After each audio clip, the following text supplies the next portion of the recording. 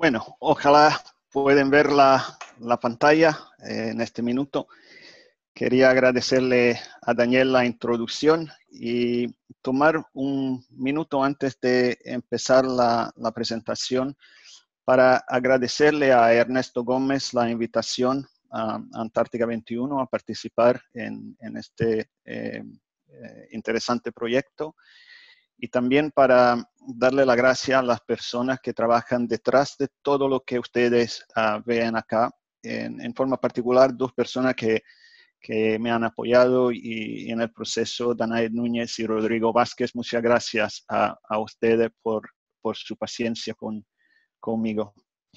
Y por terminar, quería también reconocer todo el equipo en Antártica 21, a todos mis colegas, y sin los cuales no habría empresa y no habría proyecto. Y en forma particular a Vania Impel, que nos ha conectado con Ernesto, y a Noelia Greco y a Renato Marín, que me han apoyado con esta presentación. Entonces, los objetivos de la presentación son de introducir a Antártica 21 y su oferta a todos ustedes. También algunas notas sobre la Antártica y el turismo antártico. Y al final hacer algunas reflexiones sobre el aporte del turismo azul. Antártica 21 es una empresa fundada en 2003 en Magallanes, en la ciudad de Punta Arenas. Es una empresa de propiedad chilena que tiene oficinas en Puerto Williams, en Punta Arenas y en Santiago.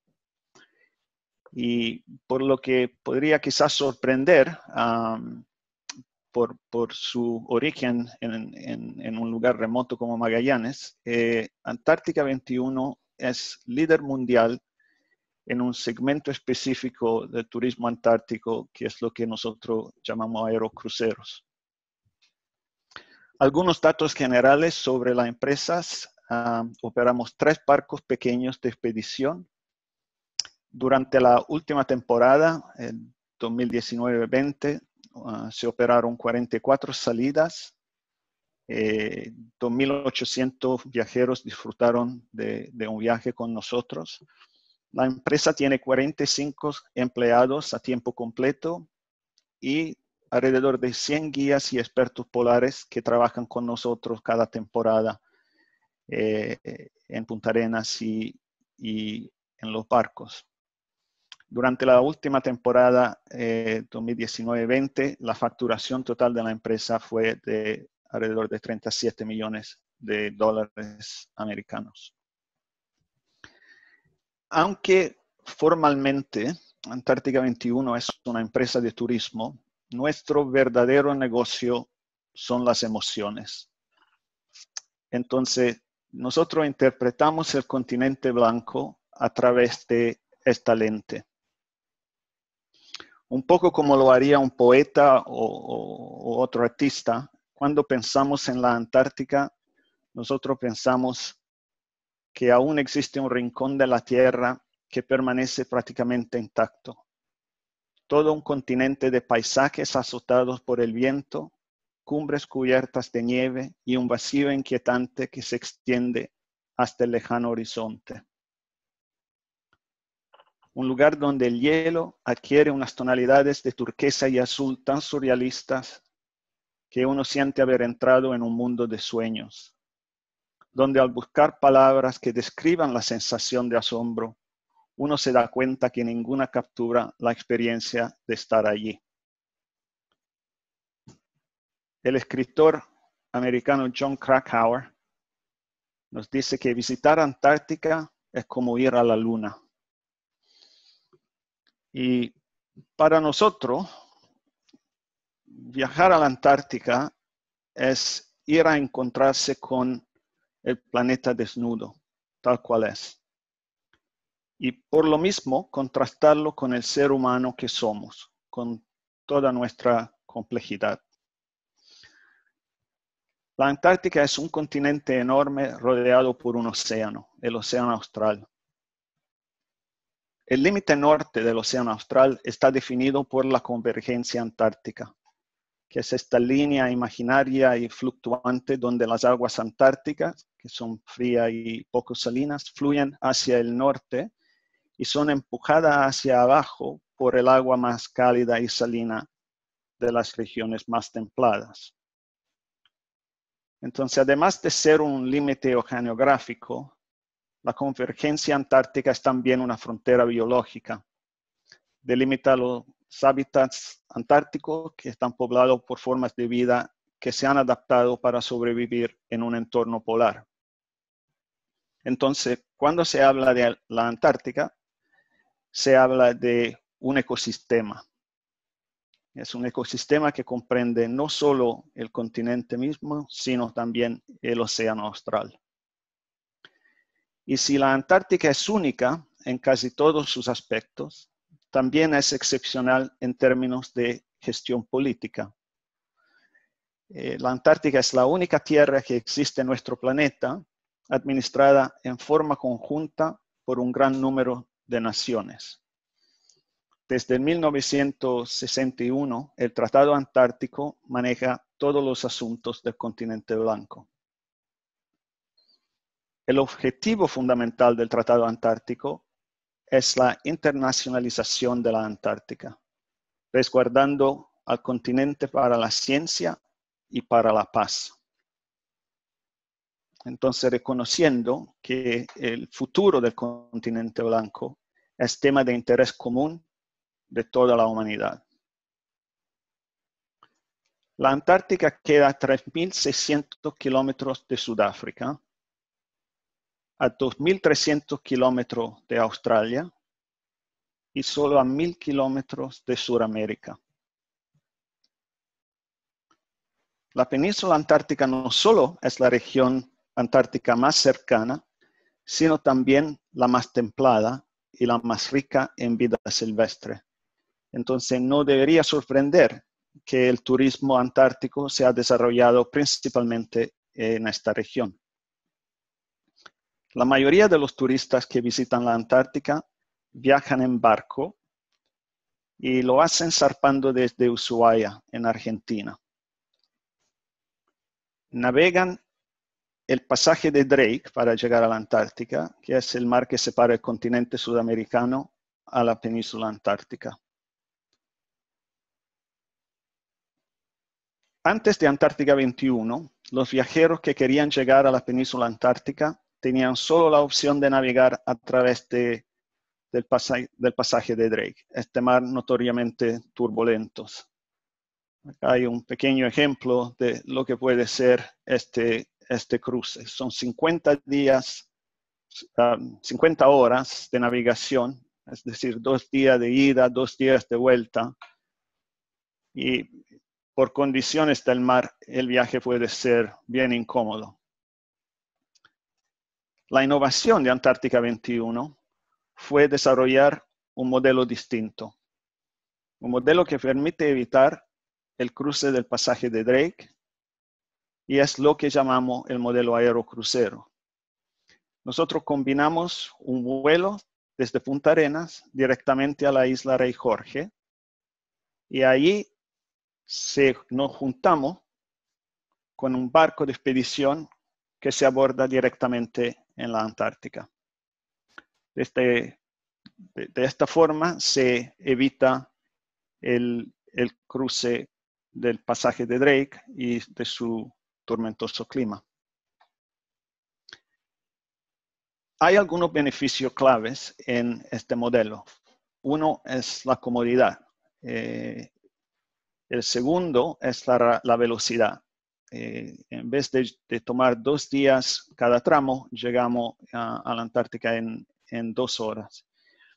Y por último, algo que es muy específico de nuestra empresa es que solo utilizamos barcos pequeños, de menor dimensión, tipo yate. Nuestro barco pequeño ofrecen acceso directo a lo largo de la costa antártica a áreas que los barcos más grandes simplemente no pueden llegar. Y debido a que tenemos menos viajeros, los desembarcos se hacen en forma más rápida y eficiente. Esto permite que el tiempo en tierra se pueda enfocar disfrutando cada momento de la experiencia y no esperando un turno. El programa que ofrecemos en Antártica permite la convergencia de educación, experiencia y ciencia. Tenemos guías y equipos de expedición de nivel internacional y ofrecemos un servicio de hospitalidad de primer nivel. Cada año tenemos viajeros de entre 30 y 40 nacionalidades distintas viajando con nuestra empresa. Alrededor del 32% son de los Estados Unidos y de Canadá, un 30% de Asia, un 15% de Europa, un 10% de Australia y Nueva Zelanda y el resto de un gran número de otros países.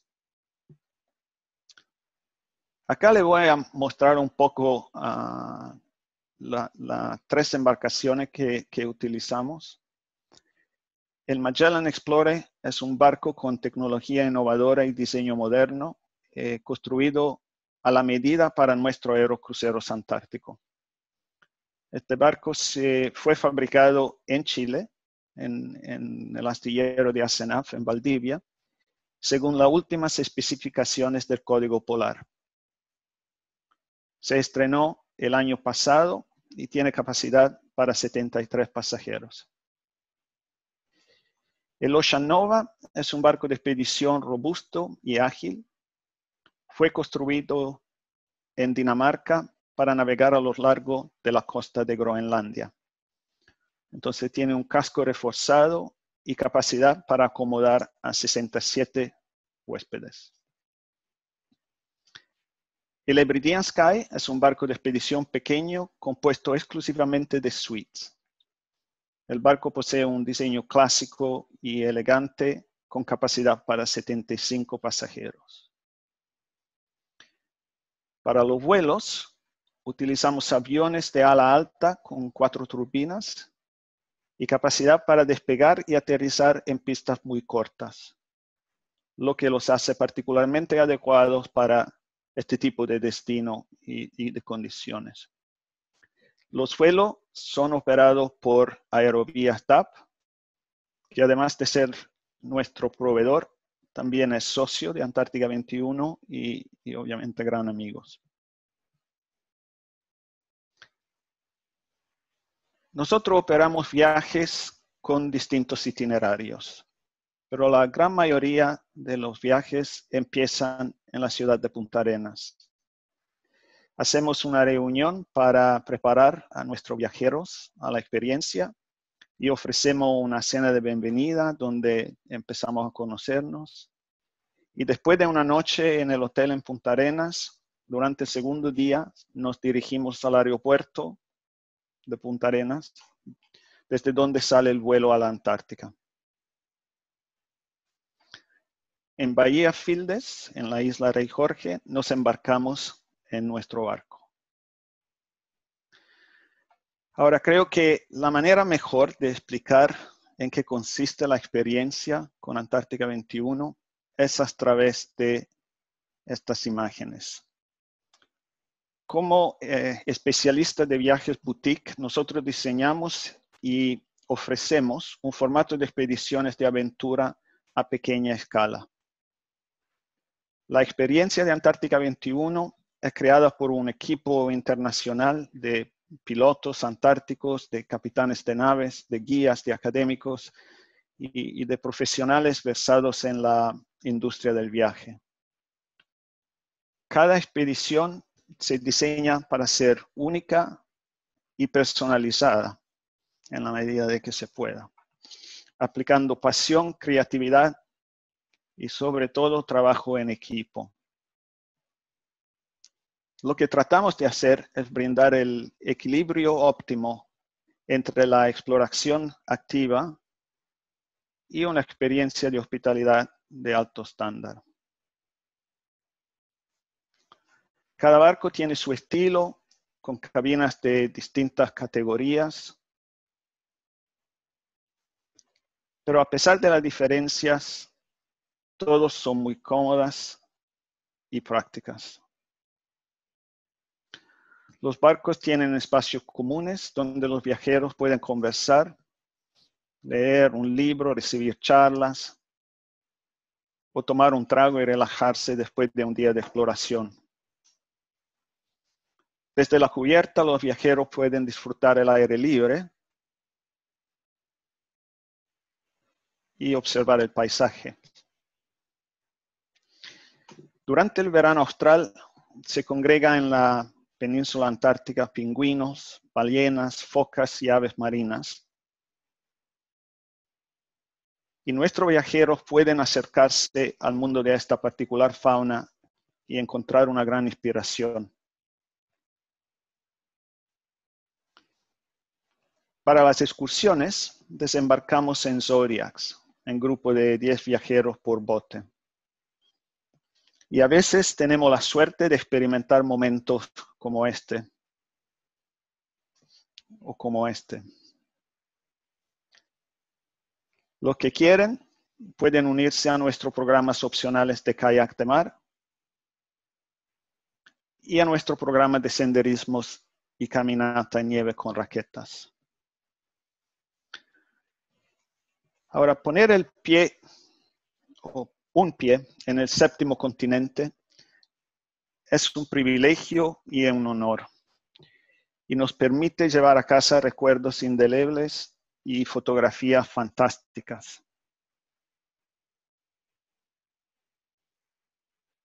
Nos permite capturar con nuestra memoria y con nuestras cámaras paisajes mágicos como estos.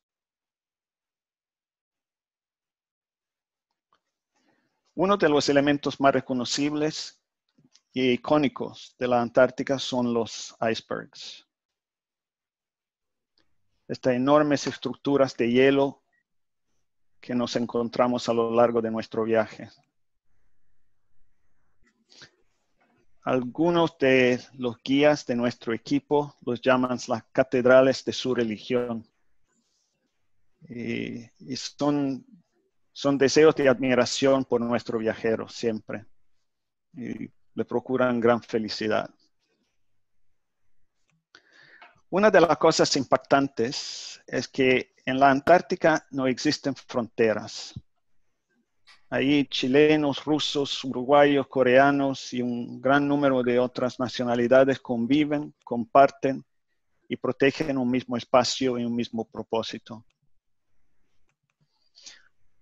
Te hace un poco preguntar por qué este mismo ejemplo no se replica en todo el mundo. En Antártica la fraternidad humana se vive todos los días y es un ejemplo y nos indica que es posible. La oportunidad de vivir experiencias, de captar y obtener conocimiento se entrelazan con múltiples puntos de contacto durante el viaje. Nuestro equipo de expedición ofrece presentaciones a bordo del barco y a lo largo del viaje hay una serie de momentos de interacción con nuestro equipo, donde las experiencias de cada día se van contextualizando.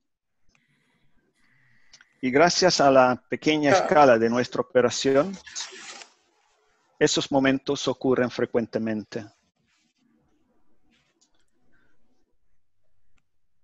Antártica 21 es miembro de la Asociación Internacional de Operadores de Turismo Antártico, la AIATO. Desde su fundación en el 1991, la misión central de la asociación ha sido apoyar, promover y realizar viajes a la Antártica por el sector privado de manera segura y ambientalmente responsable. Los miembros de AIATO están comprometidos con el principio de que sus actividades no tendrán más que un impacto menor o transitorio sobre el medio ambiente antártico. Los miembros deben cumplir con procedimientos operativos diseñados para promover operaciones seguras y responsables.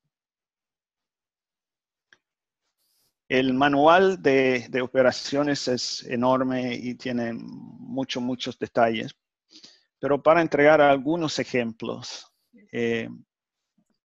tenemos que coordinar los itinerarios por adelantado mediante una planificación previa a la temporada, y esto es entre los operadores. Tenemos que participar en un sistema de rastreos de barco que está diseñado para mejorar la respuesta en caso de contingencia. Tenemos que contratar personal con experiencia adecuada. No cualquier persona puede ir a trabajar en este tipo de expediciones. Mantenemos una proporción mínima de personal de expedición con respecto a los pasajeros. Y hay un límite máximo en el número de visitantes en tierra, que no es tan difícil para Antártica 21 cumplir con esto porque vamos con máximo 75 pasajeros, pero hay otros operadores que van con barcos más grandes y este límite de 100 pasajeros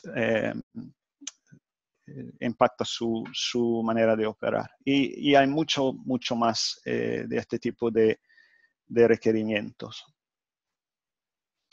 Ahora, para contextualizar un poco qué significa el turismo para el país Chile, en la última década, el desarrollo de la industria turística en el país ha mostrado un crecimiento promedio anual del 7.8% en el arribo de turistas extranjeros. En 2018, el turismo generó ingresos de divisa superior a los 3.785 millones solo por concepto de turismo receptivo, sin pensar en el turismo doméstico o emisivo. Entonces, el turismo claramente es uno de los pilares de la economía chilena. En términos de exportaciones, contribuye más que el vino y la industria forestal. El aporte del turismo al empleo en Chile es también muy importante, representando un 4.4% del total nacional en 2018. Y hay algunas variaciones importantes en el país. Por ejemplo, en Magallanes, el turismo emplea el 6.2% del total regional. En términos de turismo antártico, esta tabla muestra las estadísticas del número de pasajeros que han viajado a la Antártica en los últimos 25 años o algo. Y en la última temporada, más de 55,000 personas viajaron a la Antártica y ponieron un pie en territorio antártico. En términos de estimación del volumen de este negocio, estamos hablando de más de 550 millones de dólares. Esto es por concepto del viaje en sí mismo. Pero indirectamente, es decir, a través de gastos como vuelos, alojamiento, transporte, etc., el turismo antártico aporta casi 140 millones de dólares más. De este monto total, en este momento Chile representa el 9%. Casi todo el resto se opera desde Ushuaia, siendo Argentina el país donde el turismo antártico tiene el mayor peso. Pero más allá del valor económico, el turismo antártico tiene un impacto emocional de suma importancia en los viajeros. Hoy en día, la mayoría de las personas en el mundo viven en un centro urbano. Hemos colonizado casi todo nuestro planeta. La naturaleza en todas partes ha sido intervenida. Hemos transformado el paisaje, imponiendo nuestra forma de vida, nuestras necesidades, nuestras ideas, nuestras ambiciones. Tenemos que pensar que en su país de origen, las personas que viajan con Antártica 21 viven una vida muy cómoda, muy previsible, donde en promedio controlan la mayoría de lo que pasa en su día a día. Por otro lado, en Antártica es el planeta el que manda. La naturaleza impone su belleza, pero también sus reglas. Entonces, visitar la Antártica es un acto de encuentro con nuestro planeta en estado puro. Y al mismo tiempo, es un acto de encuentro con nosotros mismos, nuestra fragilidad y nuestra audacia, con la vida que llevamos y con lo que realmente somos. Creo que se puede decir que el ser humano es más humano luego de enfrentarse con el planeta que nos creó y que nos acoge. Es una experiencia emocional potente y a veces para algunos abrumadora. Se ven personas adultas que quizás no han llorado desde su último divorcio y ahí se ven en Antártica llorando. Y es como sentirse tan pequeño ante la grandeza e inmensidad de la naturaleza que nos rodea. También es una oportunidad de reflexionar sobre muchas cosas para los viajeros. Sabemos que el impacto de las emociones en la toma de decisiones es muy relevante. Nuestra esperanza es que aquellos que regresan a su casa de un viaje con nosotros traigan de vuelta una nueva apreciación por la naturaleza y sus criaturas, y que esto se traduzca en un estilo de vida más amable, más respetuoso de nuestro planeta. Muchas gracias por su atención.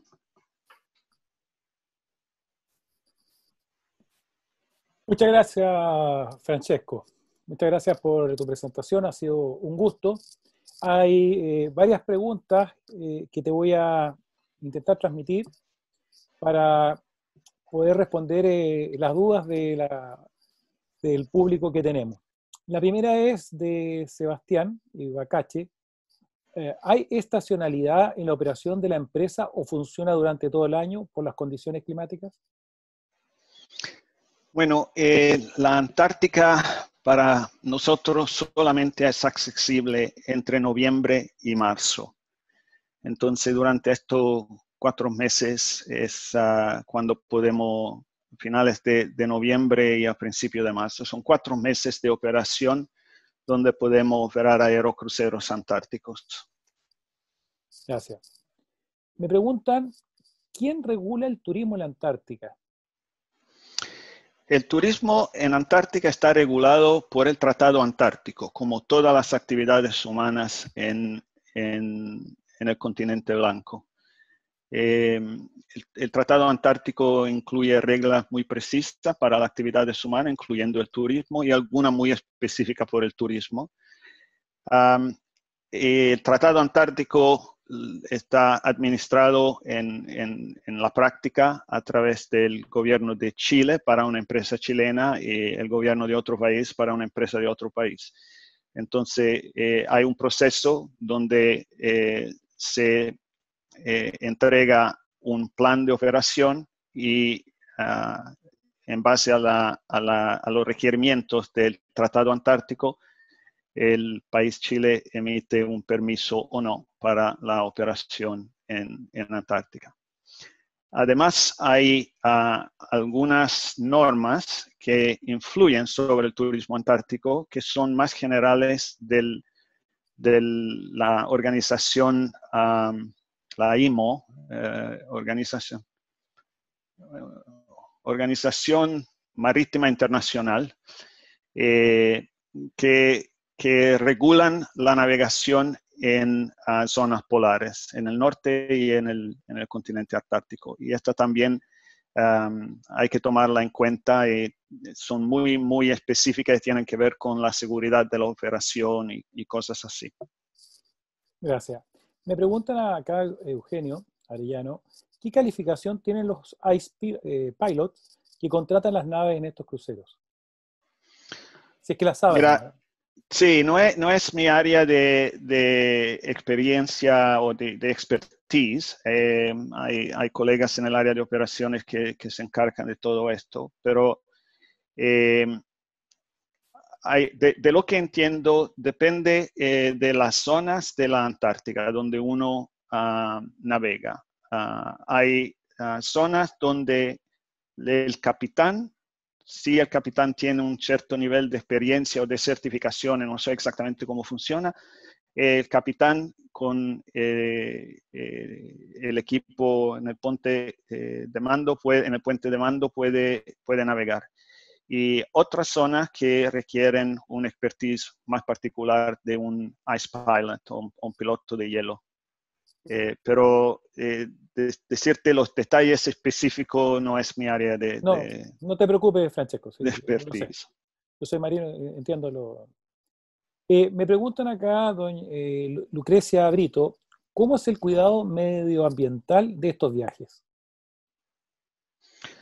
Bueno, como expliqué, tenemos un código operacional que tiene muchos elementos destinados a la preservación de los lugares que visitamos.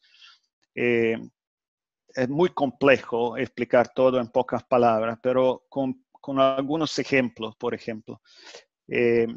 Hay que mantener una distancia mínima entre lo que visitan el Antártica y la vida silvestre.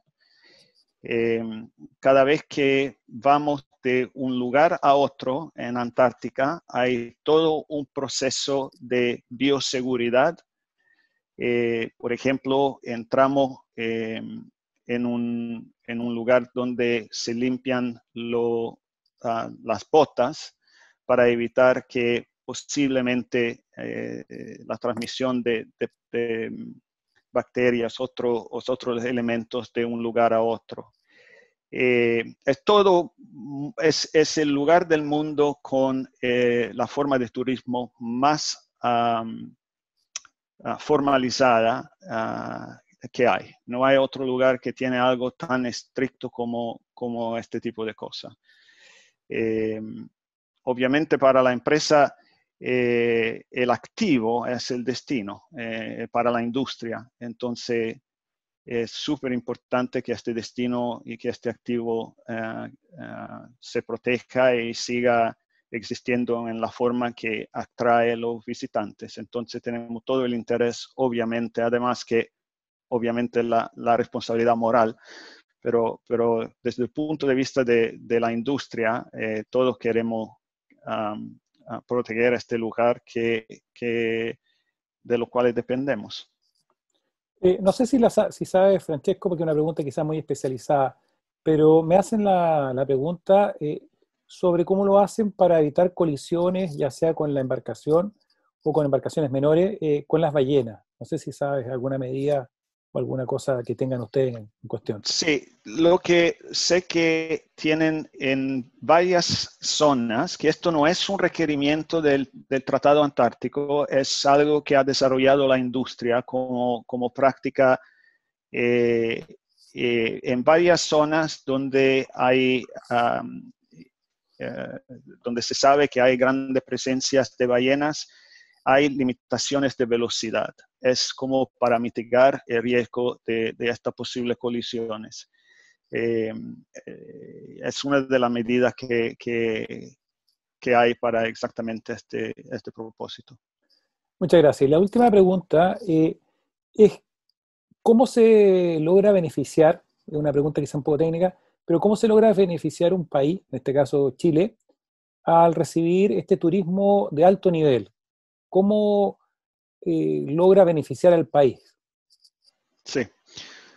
Bueno, nosotros operamos viajes que en promedio duran 5 noches a bordo del barco. Y la gran mayoría de los viajeros norteamericanos quedan en el país 2 semanas y los que llegan de Australia y de Europa en promedio 3 semanas. Entonces, el viaje a la Antártica es una manera de atraer un viajero extranjero al país.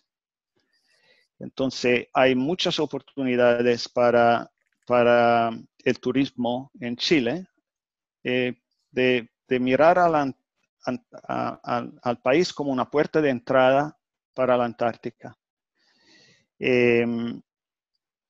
Obviamente somos una empresa chilena, empleamos chilenos y es el caso específico de Antártica 21, pero mirando más, más allá de nuestra empresa, toda la industria del turismo antártico, hay oportunidades, por ejemplo, en el desarrollo de Puerto Williams, de la comunidad de Puerto Williams.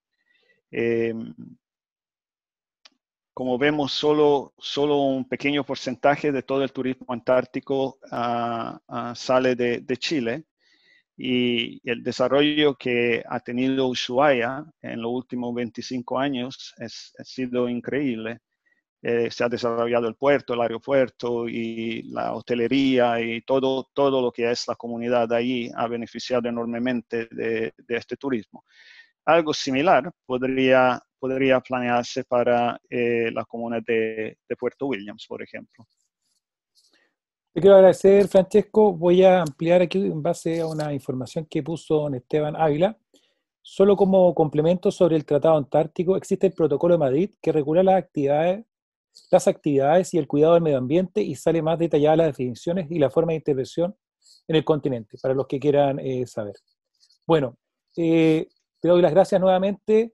Creo que ha sido motivante, extremadamente entretenida. Personalmente estuve en la Antártida hace muchos años atrás, 2 veranos, y creo que los que tengan la oportunidad de visitarla o hacer algo con el turismo va a ser algo maravilloso. Ahora los voy a dejar con Ernesto Gómez, quien va a hablar un tema bastante interesante.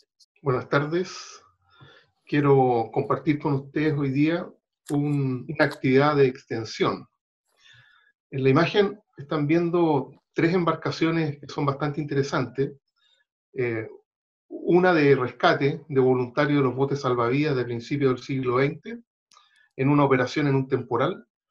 Un buque de exploración que seguramente todos conocen y que de alguna manera a muchos nos motivó a acercarnos al mar, que es el Calypso de Jacques Cousteau, el que está en la parte superior, y un buque de prospección tremendamente avanzado, construido en Japón, con el Chikyu, con el fin de estudiar y poder llegar a predecir los terremotos.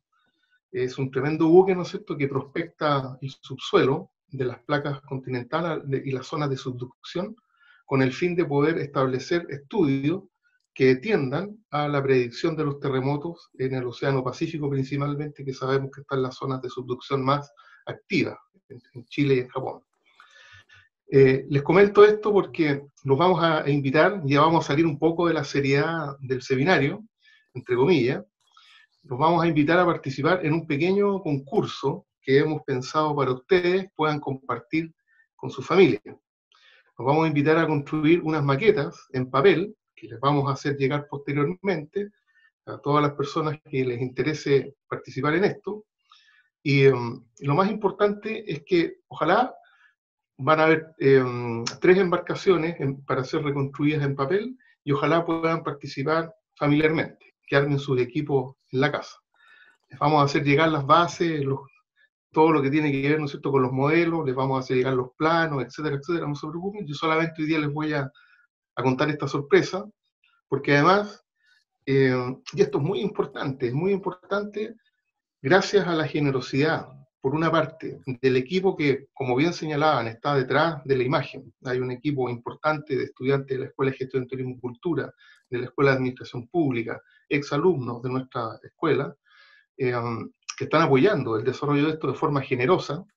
También hay instituciones que con su generosidad han permitido que esto se lleve a cabo, y dentro de esas instituciones, hoy día, ¿no es cierto?, tengo el agrado de señalarles que para este concurso, que va a durar hasta finales del seminario, ¿no es cierto?, hasta octubre, va a ser el tiempo que va a haber para construir estas maquetas en papel.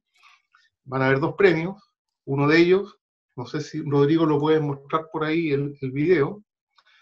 Vamos a tener 2 premios, uno muy importante y el otro más importante. Uno va a ser una maqueta desarrollada sobre el estudio de las embarcaciones que cruzaron el Océano Pacífico desde la Polinesia.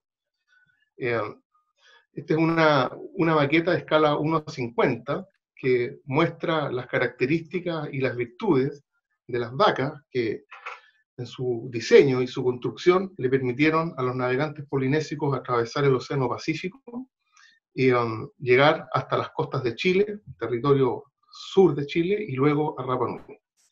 Ese va a ser el primer premio. No sé si Rodrigo puede mostrar por ahí la imagen de la maqueta, donada generosamente por un astillero anónimo, que no voy a decir cuál es, pero que ustedes van a saber.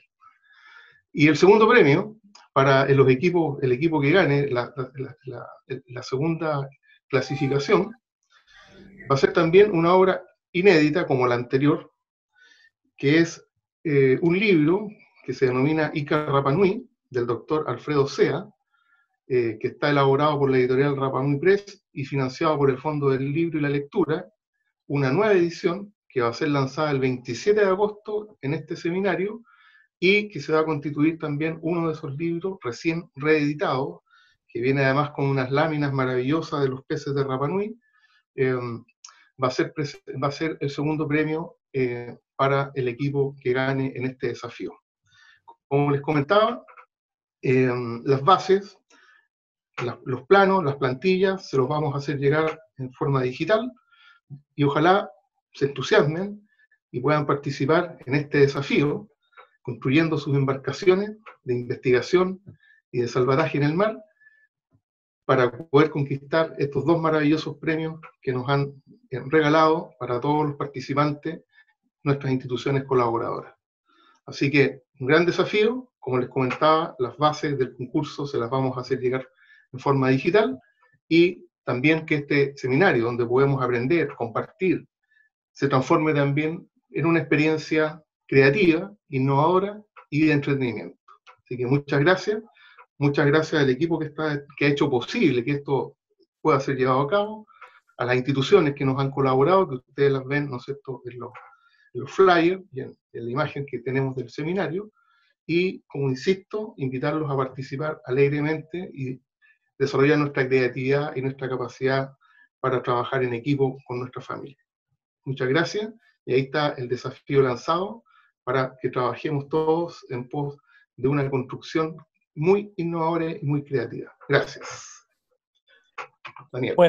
Bueno, ahora les vamos a mostrar en la pantalla es la invitación para que vean una obra de obras artísticas de la artista nacional Denise Lira Ratinov. Si escanean el código QR, que vamos a ver después posteriormente al final de toda la charla, ustedes van a poder ver esta exposición que explora las conexiones y relaciones entre humanidad y naturaleza. Su trabajo se mezcla constantemente entre fotografía, video y sonidos. A la vez también los invito a los que no han tenido la oportunidad de ver alguno de los seminarios, que lo estamos subiendo a una página en YouTube, que posteriormente vamos a compartir por el chat, para que ustedes posteriormente puedan ver los seminarios realizados, si es que no han podido faltar, si es que han faltado algunos. Bueno, ahora vamos a dejarlo con la expositora, que es doña Carolina Martínez. Voy a leer su currículum porque es bastante largo y creo que vale la pena mencionar quién es. Es una geógrafa de la Universidad de Playa Ancha, magíster en Geografía con mención en Recursos Territoriales por la Universidad de Chile y doctora en Geografía por la Universidad de Barcelona, académica del Instituto de Geografía de la Pontificia Universidad Católica de Chile, investigadora del Centro Sijiden y Chair de la Cátedra UNESCO Cousteau. Actualmente es jefe del programa de Magíster en Geografía y Geomática de la Universidad Católica y del Diplomado en Reducción de Riesgo de Desastre, Prevención y Gestión. Miembro de la Red Iberoamericana de Manejo Costero y en la Red ProPlayas. En el 2019 funda el Observatorio de la Costa y se ha especializado en evolución costera, morfodinámica de playas y riesgos costeros, con aplicaciones a la planificación para la resiliencia de la costa. Los dejo a todos ustedes con doña Carolina Martínez. Muchas gracias. Muchas gracias, Daniel, por la presentación. Y primero también quisiera agradecer a CIDEO por la invitación también, a al doctor Ernesto Gómez y a Rodrigo Vázquez y Danae por toda la organización y la preocupación que han puesto para este seminario. Un poco escuchando a Francesco, me complica un poco presentarles esto porque un poco comparando las imágenes que presentó, yo más bien les traigo aquí un problema que es bastante complejo de resolver y que nos ha motivado a un grupo de investigadores a formar esta plataforma técnico-científica que es el Observatorio de la Costa. Principalmente me gustaría hacer un diagnóstico del estado de conservación que tiene nuestra costa para fundamentar por qué esto es necesario. Principalmente hablarles sobre las formas de ocupación y la manera en la cual nosotros nos hemos ido vinculando con la naturaleza en las últimas décadas.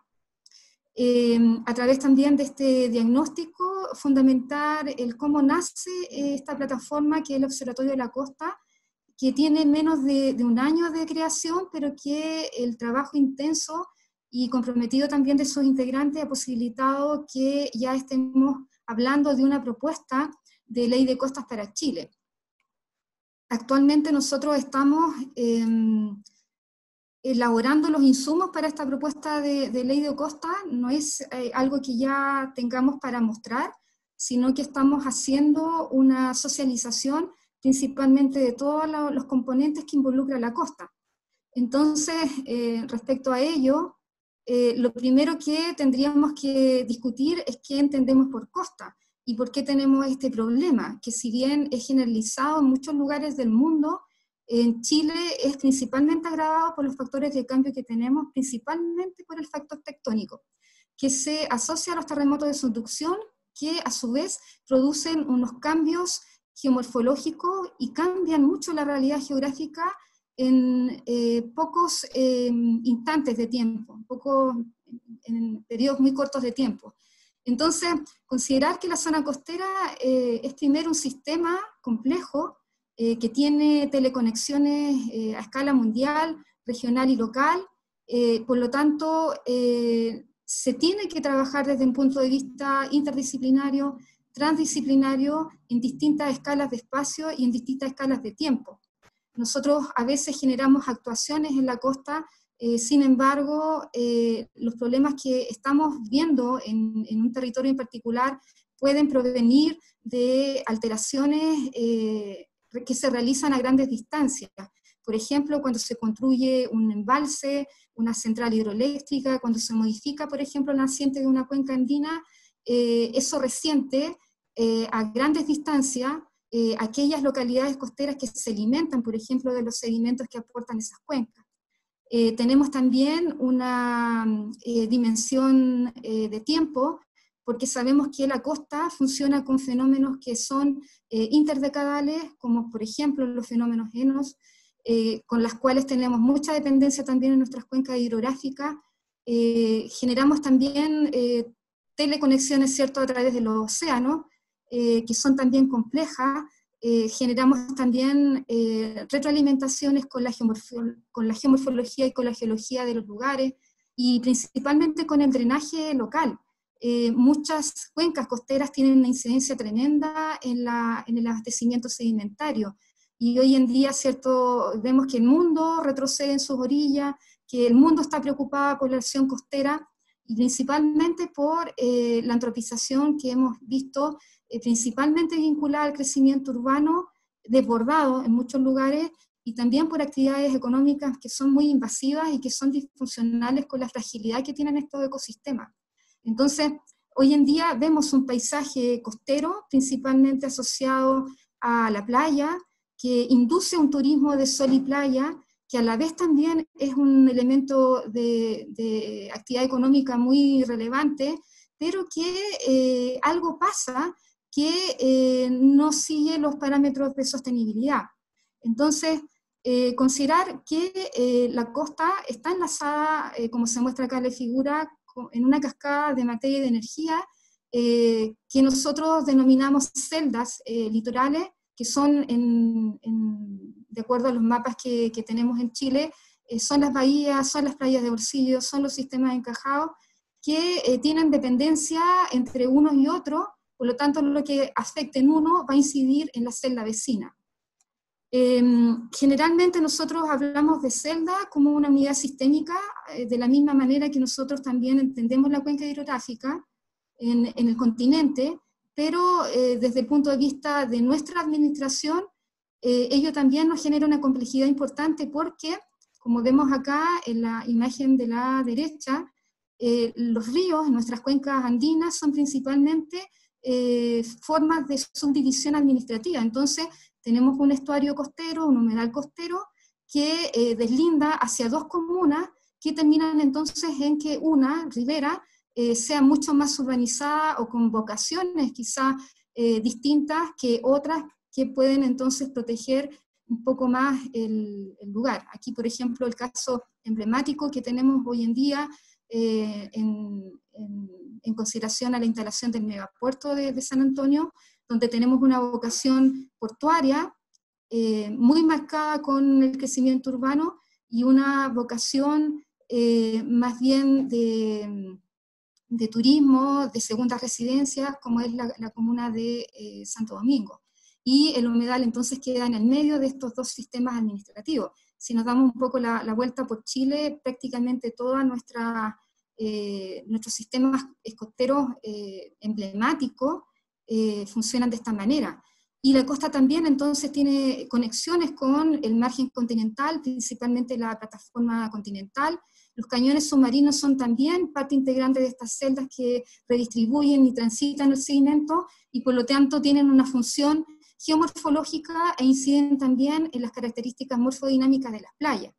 En función, ¿cierto?, de cómo se conjuguen las fuentes sedimentarias, la hidrodinámica, principalmente en transporte, la geomorfología, la forma en planta de estos sistemas, nosotros hablamos de ecosistemas marino-costeros y principalmente geoformas costeras que suelen coexistir en una muy fina dependencia.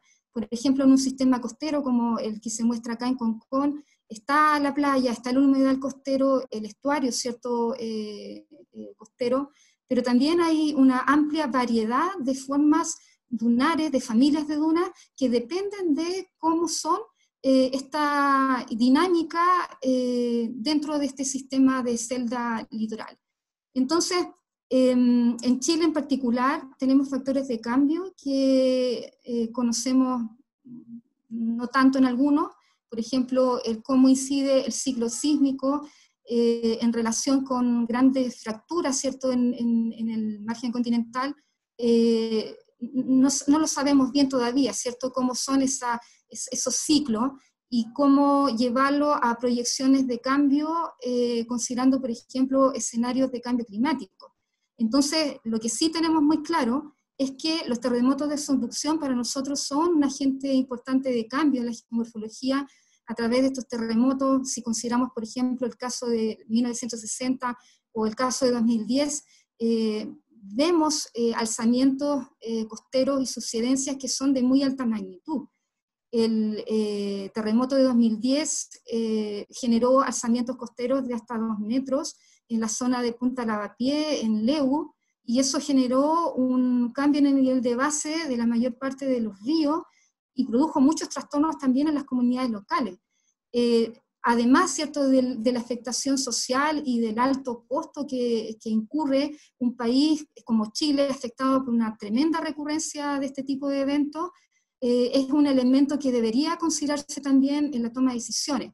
Entonces, a su vez tenemos una herencia morfogenética, es decir, nuestra costa no se crea de un día para otro, no se crea en escalas históricas, sino que los ecosistemas que estamos nosotros viendo acá tienen una dependencia de una herencia morfogenética que tiene una escala geológica y que tenemos que remontarnos a los últimos 8.000 años, ¿cierto? Y hablamos de transgresión flandrense, hablamos de ecosistemas fósiles, por ejemplo, líneas de paleocosta, playas fósiles, etcétera, y desde ahí entonces se comienza a entender cómo estos ecosistemas actuales, que para nosotros son un patrimonio natural y cultural de muy alta valoración, tienen entonces un origen en una escala que va más allá de lo histórico.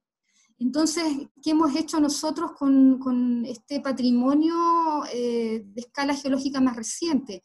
Hemos ido entonces urbanizando, hemos ido antropizando a través de crecimiento urbano principalmente, a través de actividades económicas, y una buena parte de lo que es costa o zona costera hoy en día se encuentra muy tapizada por estas urbanizaciones que están poniéndonos en jaque la conservación de los ecosistemas costeros.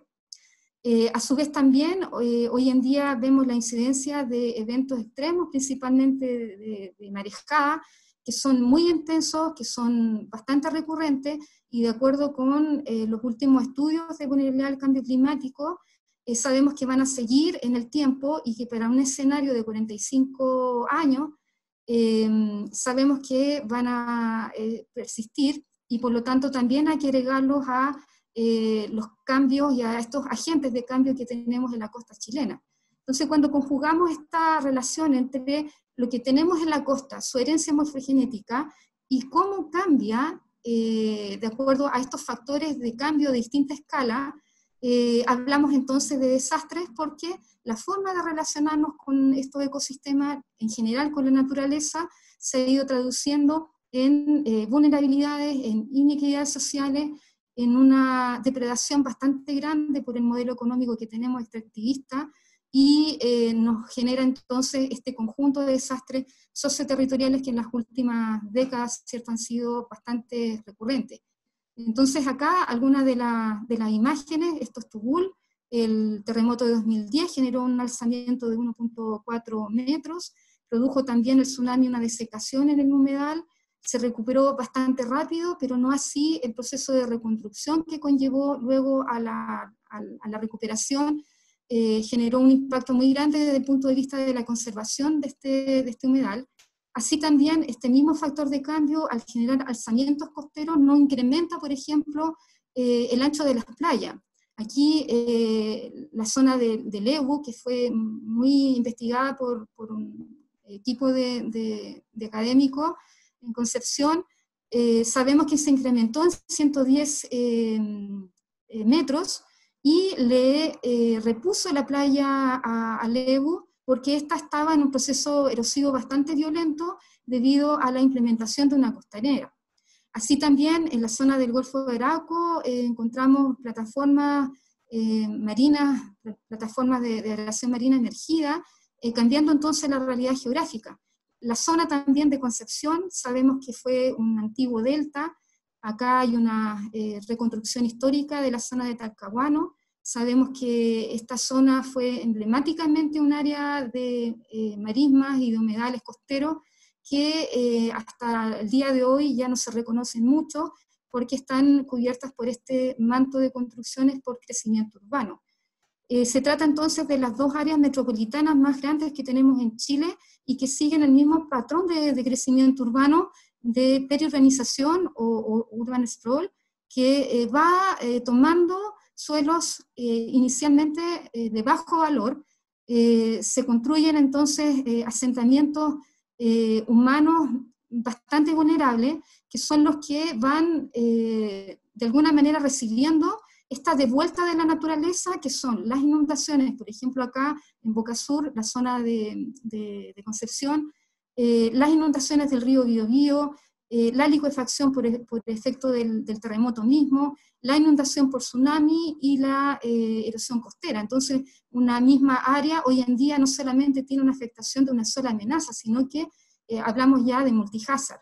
Y esto ha ido entonces generando problemas de periurbanización, asimilando patrimonio natural, principalmente de áreas rurales, a estos grandes conglomerados urbanos en áreas metropolitanas, lo cual también ha ido generando una segregación social muy importante y una elitización del paisaje costero, principalmente por estos proyectos inmobiliarios de segunda residencia, que este caso acá de San Alfonso del Mar es emblemático, porque hemos visto en las últimas imágenes también de marejada que la erosión costera está llegando acá a la base, ¿cierto?, de la piscina, y ha generado bastantes estragos en la infraestructura costera. Estas fotografías también que muestran esta forma de idealización del paisaje costero en esta segunda residencia, y hemos estado construyendo mucho sobre dunas, la zona de Concón es emblemática, donde tenemos ahí un patrimonio cultural importante también, dunas colgadas. Generalmente encontramos restos arqueológicos en estos lugares, porque también estas áreas fueron parte del poblamiento ancestral y también parte de las cosmovisiones de grupos de pueblos originarios que utilizaron la naturaleza de una manera muy distinta a la que nosotros tenemos.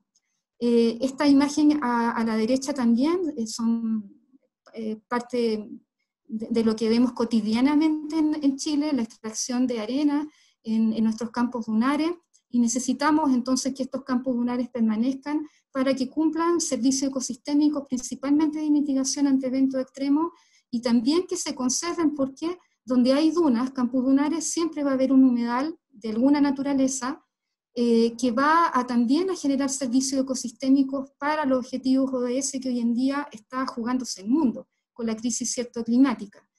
Entonces, esta manera de relacionarnos con nuestros ecosistemas costeros nos llama desastres importantes.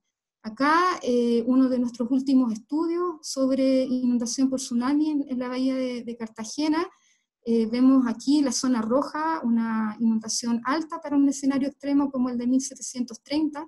Estamos hablando de un terremoto de magnitud de al menos 9.1, que va a generar un tsunami de magnitud 4 y que genera entonces una inundación sobre 4 metros, alturas de inundación sobre 4 metros, que deja expuesta entonces a unas 4.000 personas en el área. Entonces, cuando nosotros también conjugamos estas amenazas que son recurrentes, ¿cierto?, por localización geográfica, porque Chile tiene un margen continental activo y porque tenemos una costa móvil desde el punto de vista tectónico, incorporamos entonces esta erosión costera y nos queda este mapa multihazard que está acá. Acá se han ido cruzando las alturas de inundación de las cartas Chitsu para tsunami, para un evento extremo, y las áreas rojas muestran erosión sobre 1.4 metros para los últimos 30 años. Es decir, las zonas rojas están erosionadas, ahí la playa entonces se reduce, y eso deja mucho más expuesta a la población para que el tsunami pueda trepar mucho más hacia la costa y generar entonces mayores daños. Acá parte también de las respuestas que han tenido las playas del litoral central con las últimas marejadas.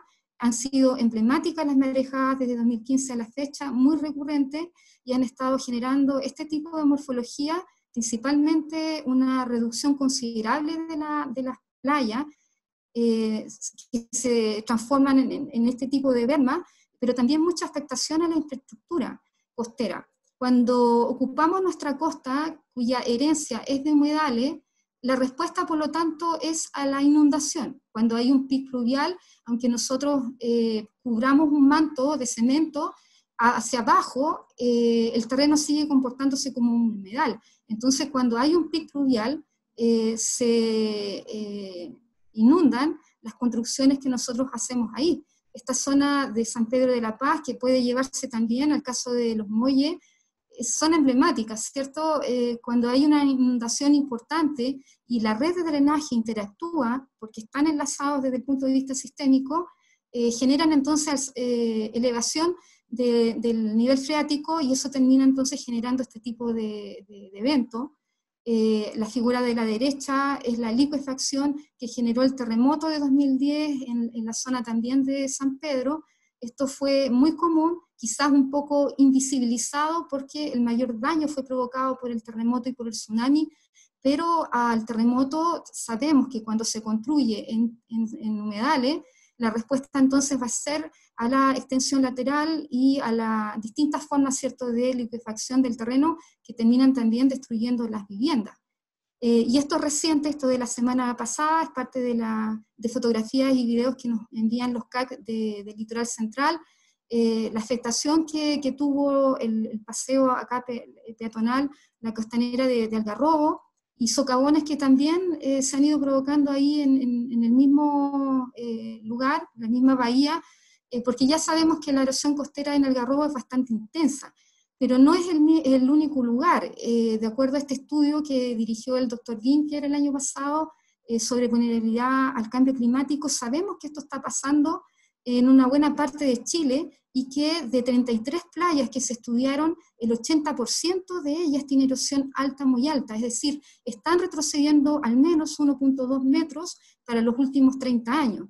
Aquí, por ejemplo, la zona del área metropolitana de Concepción, las zonas rojas nuevamente presentan alta erosión, y también eso se vincula con la extracción de arena, que vemos que es una actividad bastante recurrente, que algunos municipios también lo están tratando de frenar, y también a la fotografía de abajo, cómo ingresan las marejadas a los edificios que están localizados muy cercanos a la playa, que también nuestra legislación lo ha ido permitiendo. Entonces, este gráfico nos demuestra cómo estas playas, que fueron priorizadas por el Ministerio, ¿cierto?, de Medio Ambiente, porque tenían un interés turístico, muestran entonces altos retrocesos. Si se fijan acá, 3 de esas playas muestran acreción, pero se tratan de unas playas muy pequeñitas, muy de bolsillo, porque las marejadas también erosionan, pero llevan sedimento a otros lugares, pero la tendencia acá entonces es al retroceso,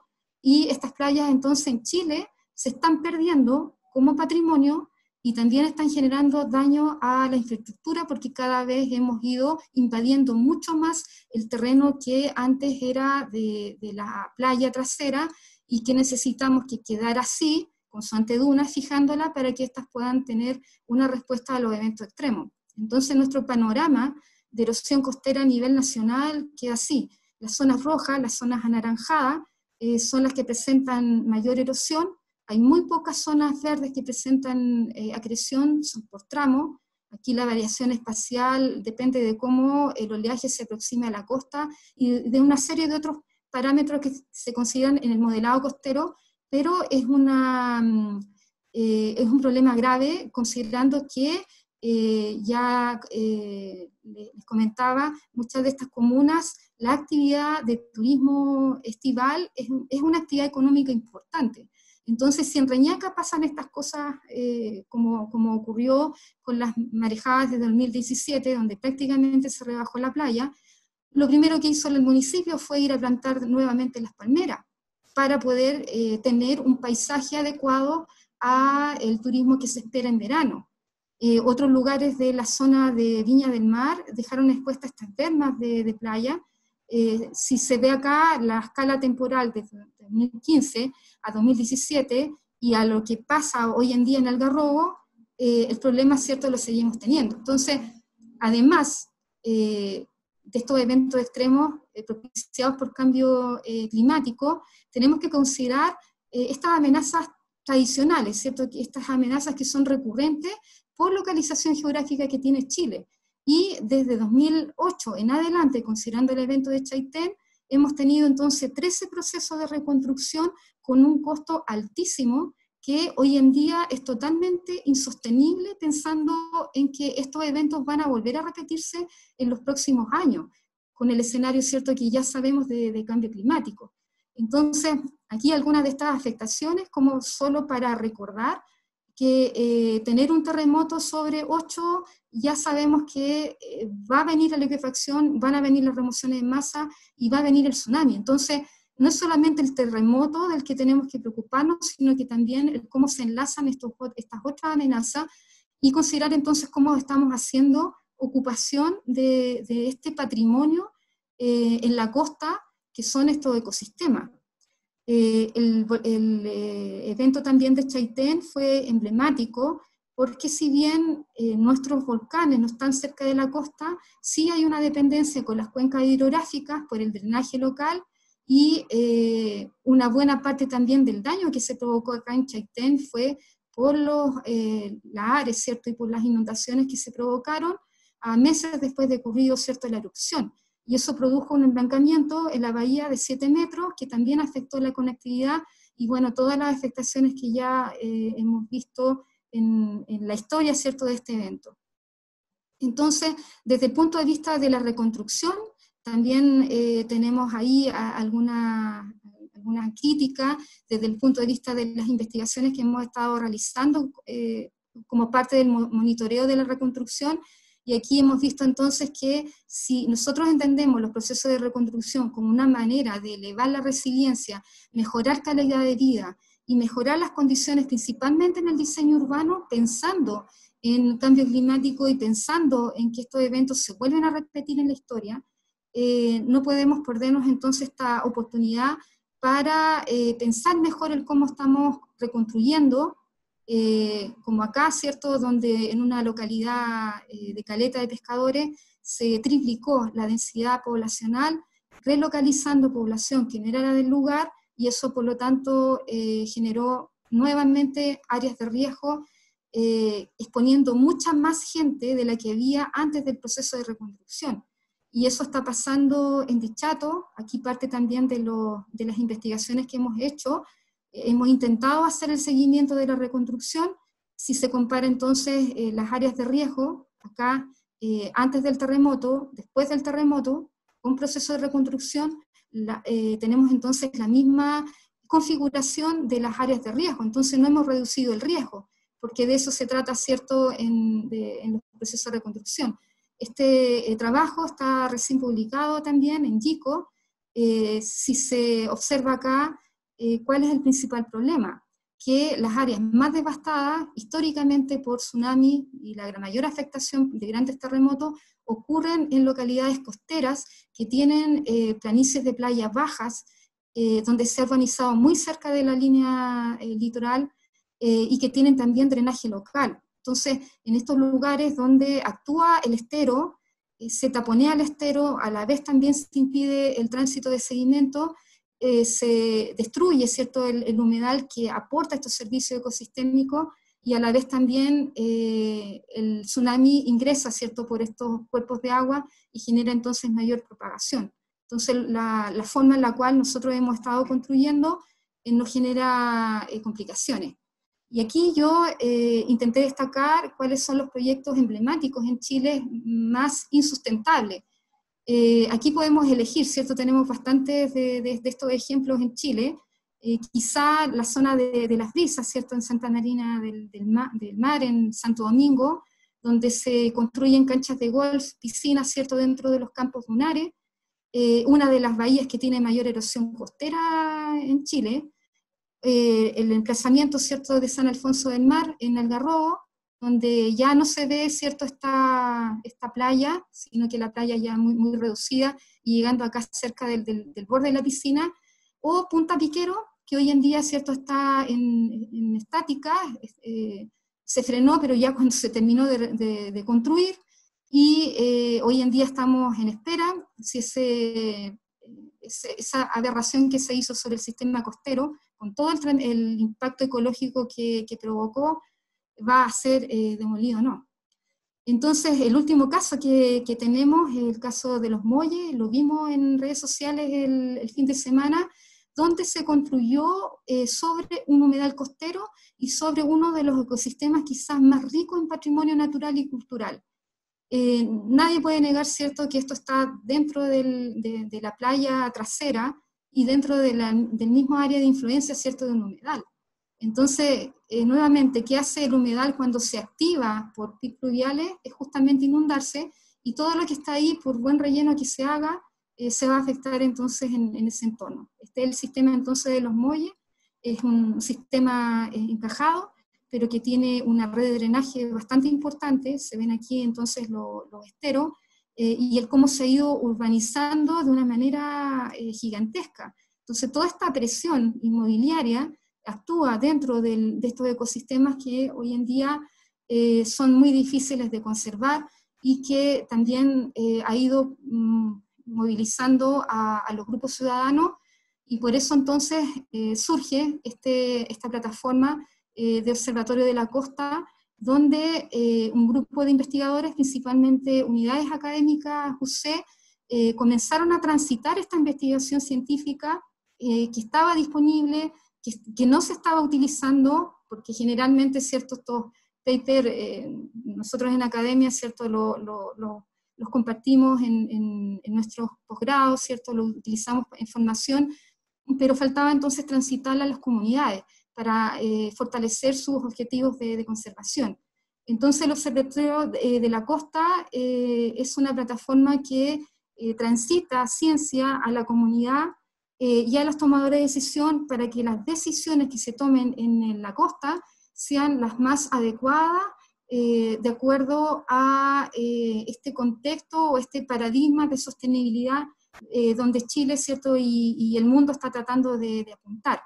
Entonces, hemos ido integrando diferentes centros de investigación, nos acompaña SIGIDEN, ESIN, CEDEUS, y otras agrupaciones también, otros centros de investigación de regiones, que junto a fundaciones acá que tienen fines de conservación y son sin fines de lucro, por ejemplo Fundación Terram, Cosmos, Ecosta, Fundación Rompiente, el programa también de Patagonia Austral, de la Universidad de la Universidad Austral, nos acompañan.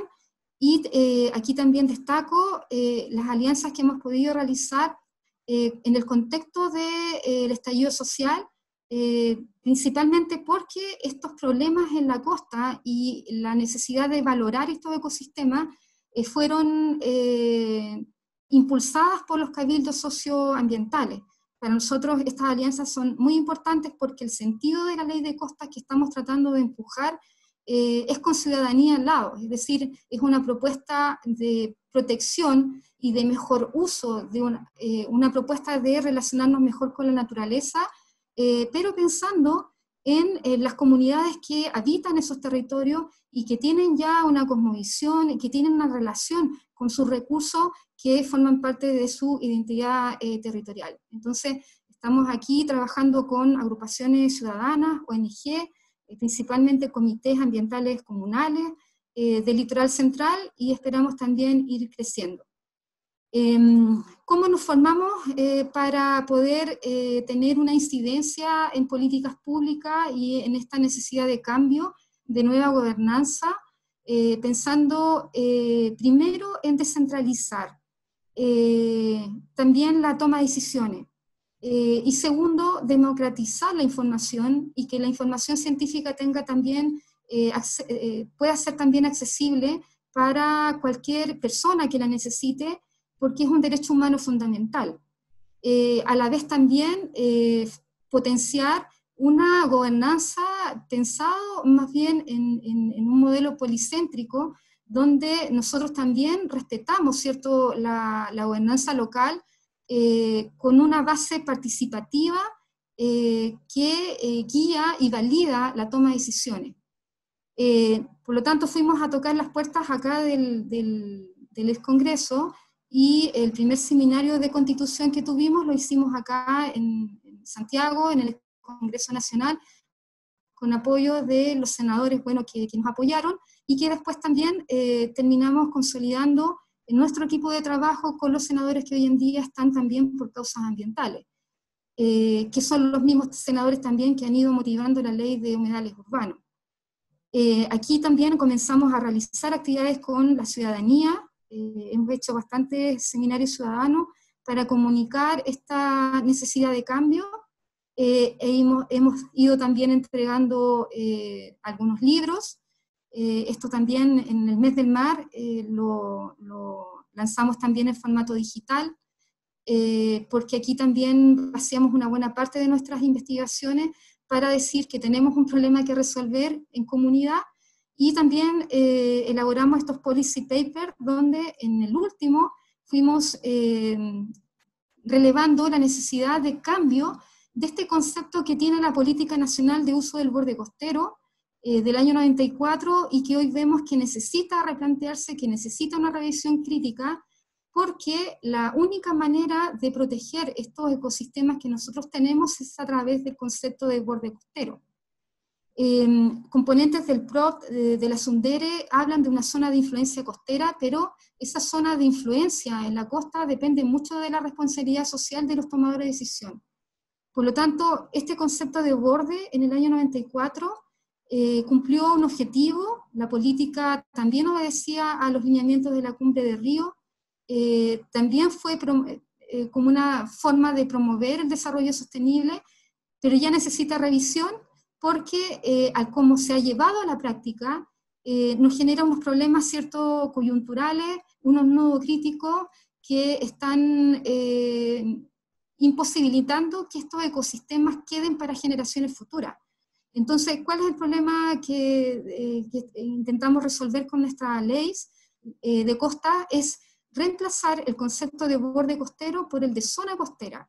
Eso involucraría, por lo tanto, una extensión mucho más allá de la línea de más altas mareas que hoy en día se utiliza como línea de playa para hacer el deslinde de los terrenos de playa.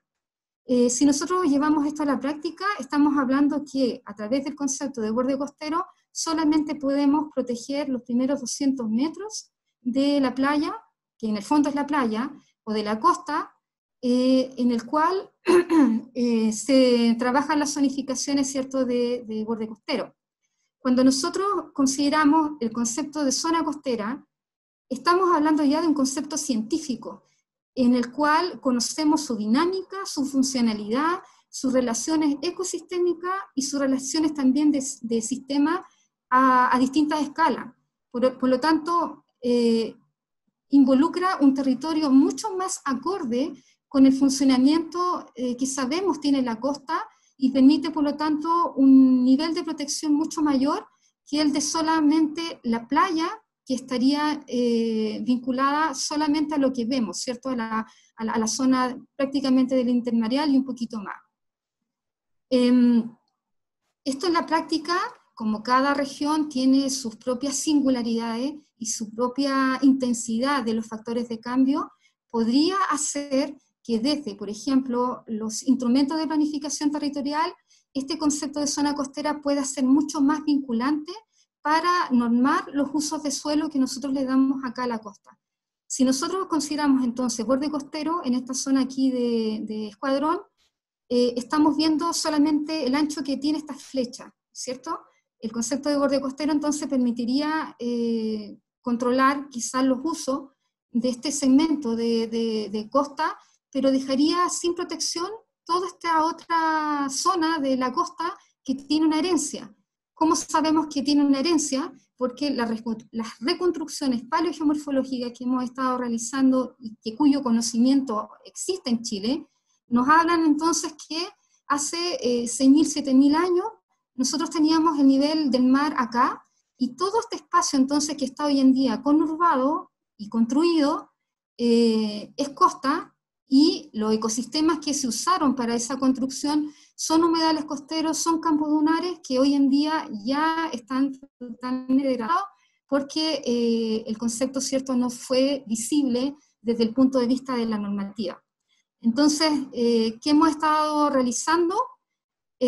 Primero, en el primer policy paper, hicimos este análisis de revisión crítica y dijimos, tenemos un problema que hay que resolver, ojalá desde el punto de vista de la planificación del territorio, en la zona donde no está protegida, y principalmente pensando en la asimilación de patrimonio natural en zonas rurales que, viendo la velocidad de crecimiento urbano que tenemos, puede ser asimilado rápidamente a áreas urbanas. Entonces, cuidar lo que está en las zonas rurales para que pueda también ser protegido más allá, ¿cierto?, de la ley de humedales urbanos. Generamos entonces 9 enfoques y principios de lo que nosotros consideramos podría ser una ley de costa exitosa, por ejemplo, pensando el modelo de California, y pensando también en la experiencia que tiene España con su propuesta de costa, donde no pudo hacer frente, ¿cierto?, a la tremenda presión inmobiliaria. Entonces, nos imaginamos este enfoque de gestión integrada de áreas litorales, principalmente sobre la base del funcionamiento de ecosistemas, el principio de desarrollo sostenible, principalmente pensando en los ODS y la Agenda 2030, también incorporando elementos de cambio climático, es decir, no solamente resolver en el corto plazo, sino que también considerar el crecimiento urbano futuro para escenarios de cambio climático, principalmente considerando que en 10, 15 años más el aumento del nivel del mar va a ser un elemento también que vamos a tener que preocuparnos. Reconocimiento también del carácter público de la costa, porque la costa hoy en día es uno de los últimos espacios públicos que nos quedan en Chile, y que es patrimonio de todos, es un bien de uso público que se trata, de acuerdo a nuestro modelo económico, se trata como un recurso transado en el mercado. Entonces, tenemos que poner este patrimonio en protección para que sea también un bien accesible a la comunidad, que sea cierto de todos los chilenos, que incorpore a su vez también el derecho a la vida, porque cada vez que nosotros echamos a correr estos crecimientos urbanos y estos proyectos inmobiliarios desmedidos, estamos exponiendo a la población a morir, ¿cierto?, por eventos extremos. Entonces, ¿quién se hace cargo de eso? Hoy en día los procesos de reconstrucción no se están haciendo cargo tampoco. Y el principio de justicia ambiental, porque considerando, ¿cierto?, las áreas de sacrificio que tenemos en Chile, sabemos que el derecho precautorio también tiene que ir poniéndose a disposición. Sabemos que inspira la Ley de Bases del Medio Ambiente, pero que en la práctica tampoco ha sido lo suficientemente fuerte para frenar esta realidad que tenemos en torno a las áreas de sacrificio. Y el último principio también muy relevante es que esto esté apoyado por una activa participación ciudadana, donde todos los espacios, todas las visiones tengan cabida para co-crear y coproducir la costa que nosotros queremos. Entonces, para ir cerrando ya, la ley de costas que propone reemplazar el concepto de borde costero por el de zona costera, que ese concepto de zona costera puede ser vinculante a instrumentos de planificación territorial, y que sea totalmente vinculante a la participación ciudadana, porque políticas, normas, ¿cierto?, que se construyen a puertas cerradas, no tiene mucho sentido, ¿cierto?, si no está puesta al servicio de la comunidad que vive ahí. Ello puede entonces generar un modelo de gobernanza exitoso, centrado en la sostenibilidad del bienestar humano, es decir, no solamente en el crecimiento económico, en la actividad económica que acumula, ¿cierto?, para unos pocos y no deja para el resto, es decir, que no sea causa de inequidades y brechas sociales, y que a la vez también respete el funcionamiento ecosistémico en el cual tenemos ciencia, ¿cierto?, disponible, y sería entonces importante de transitarla. Entonces, finalmente, ¿por qué una ley? ¿Por qué una política? ¿Por qué no una normativa? Porque justamente queremos que esta propuesta sea vinculante a la sociedad, que sea co-creada en estos espacios de participación, donde las comunidades tengan también una opinión, donde también hay que incluir, ¿cierto?, a los pueblos originarios, que también han sido uno de los más relegados, ¿cierto?, en este tipo de conversaciones cuando se trata de crecimiento económico. Me parece que estoy bien en la hora. Hasta acá ya puedo cerrar. Muy bien, muchas gracias, Carolina. Creo que has sacado muchas preguntas que te voy a dar. Me gustaría que quedaras tú al centro, si pudieras cerrar la presentación y tú verte en la presentación, o sea, en la pantalla, para las preguntas que te voy a transmitir. Invito a todo el resto de los participantes a encender sus cámaras, porque mientras estén las preguntas, voy a tomarles las fotografías al público para ir generando un recuerdo de esta presentación. Carolina, te voy a partir con son varias preguntas, pero voy a partir primero con de Rodolfo Ponce. ¿Cómo podría afectar e interactuar esta definición de costa y proyecto de ley costera con el actual uso económico del borde costero? La PNUBC, la ley de pesca, la ley Lafkenche y las concesiones marítimas. Sí, en estos momentos tenemos un grupo de trabajo que tiene justamente una distribución de estos temas. A nosotros nos interesa mucho fortalecer la ley Lafkenche en la práctica, porque sabemos también que esta surge por una necesidad de respeto de los pueblos originarios. Sabemos también lo que está pasando hoy en día con el pueblo Cahuéscar, y además también las comunidades de pescadores. Es decir, este concepto de sostenibilidad para el bienestar humano se vincula al respeto por las comunidades que históricamente han hecho uso de los recursos de una manera muy distinta como nosotros, ¿cierto? Es parte de su cosmovisión. Nosotros usamos la costa para extraer materias primas.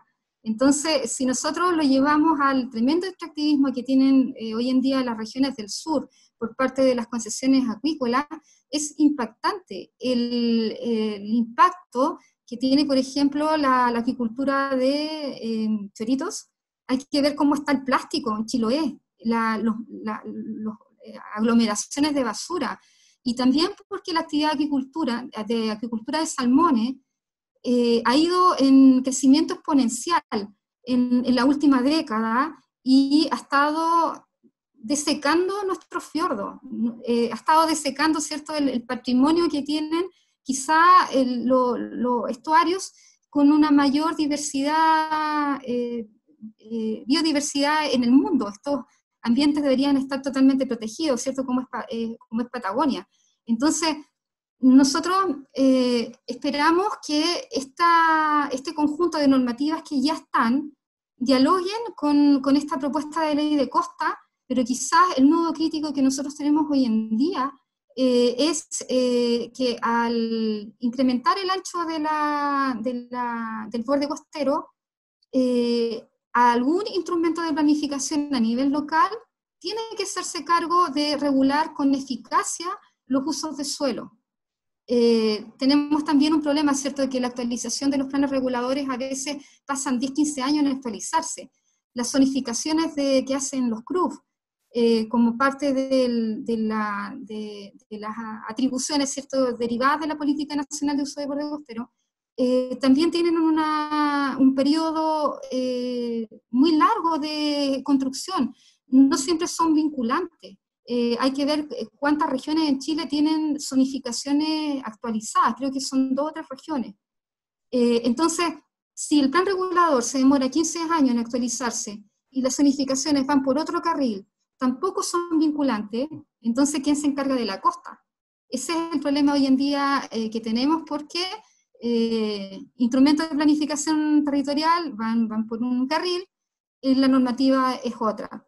Ahora, nosotros, respecto a la ley de pesca, nos estamos concentrando en las interacciones más bien del intermareal hacia la costa, porque la zona más bien oceánica está ya regulada. También hay que fortalecer, ¿cierto?, esa manera en la cual se pone la práctica.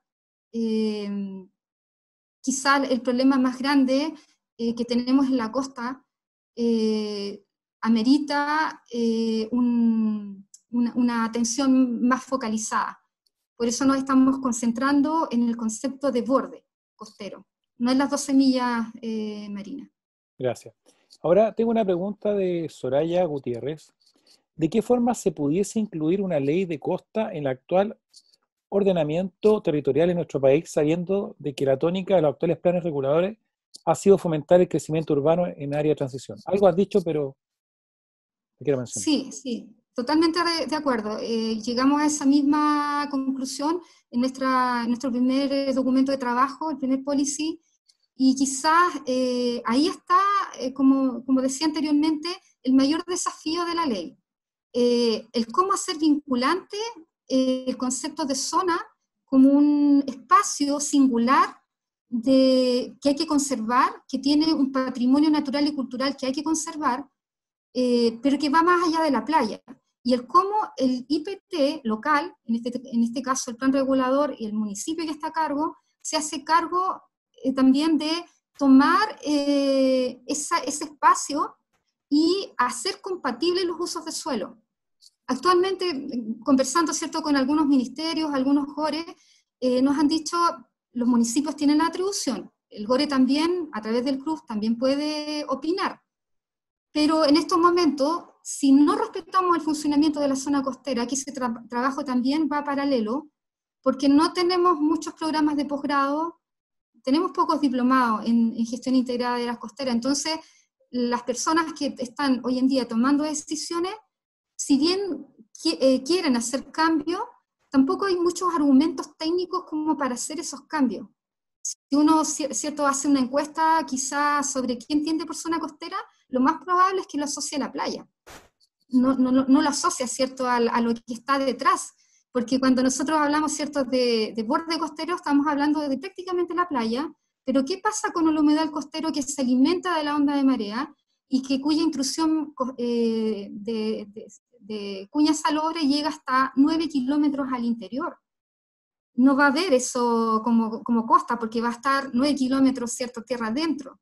Entonces, ¿cómo relevamos eso? A través quizás de flora, fauna adaptada a las 3 de salinidad, pero ya nos alejamos de los 80 metros de costa. Entonces, ¿cómo hacemos esta comprensión de que la costa va más allá de ese espacio local, que es más allá de la playa, y que además que lo que hagamos respecto de nuestras cuencas hidrográficas también incide? O sea, yo también pensaría en la ley de glaciares, en una política de cuencas hidrográficas, en integrar el curso inferior de las cuencas a nuestra costa, porque, bueno, ustedes ahí como científicos del mar tienen mucho más claro, ¿cierto?, las relaciones ecosistémicas, las relaciones de dependencia que hay en los estuarios, ¿cierto? Entonces, no se considera mucho eso.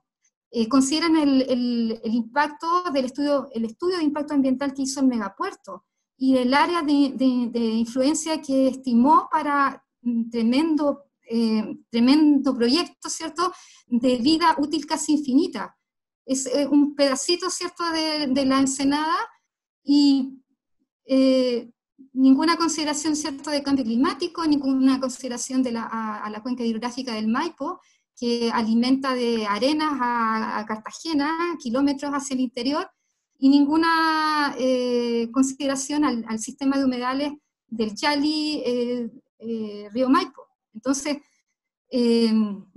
estamos muy en pañales en cuanto a esa alfabetización que está en la política oceánica, ¿cierto? Está también, escuchaba también las exposiciones anteriores, pero en la práctica, ¿cómo lo llevamos? Entonces tenemos que socializar sobre el concepto de zona costera, el cómo funciona, y el cómo llevarlo también a la práctica, ojalá fomentando los instrumentos de planificación territorial que tengan un rol dentro del territorio costero. Quizá una esperanza viene con el PLOT, pero el PLOT por la escala regional, aunque tuviera declaración de buenas intenciones, no resuelve lo que está a nivel local, no resuelve el problema puntual.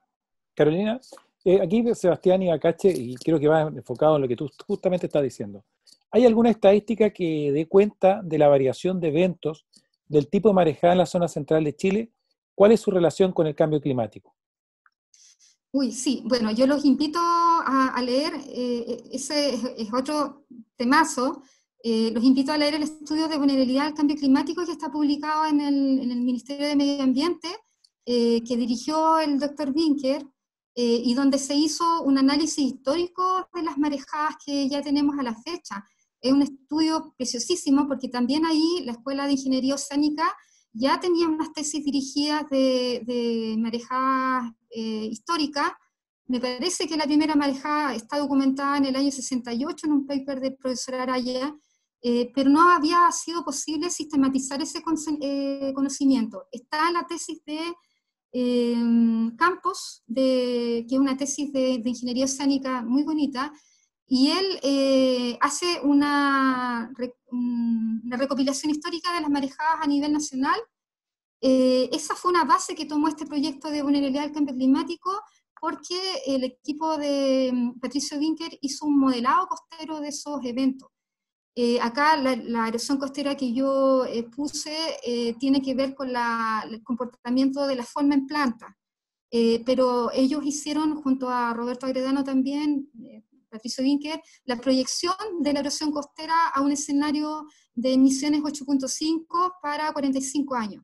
Eso está en el estudio, es un estudio muy bonito, y en lo que estamos ahora en ciencia, con el equipo de Sigiden, de Rodrigo Cienfuegos, y bueno, los colegas que ustedes ya lo conocen, Patricio Winker, intentando hacer modelamiento costero para eventos extremos de marejada.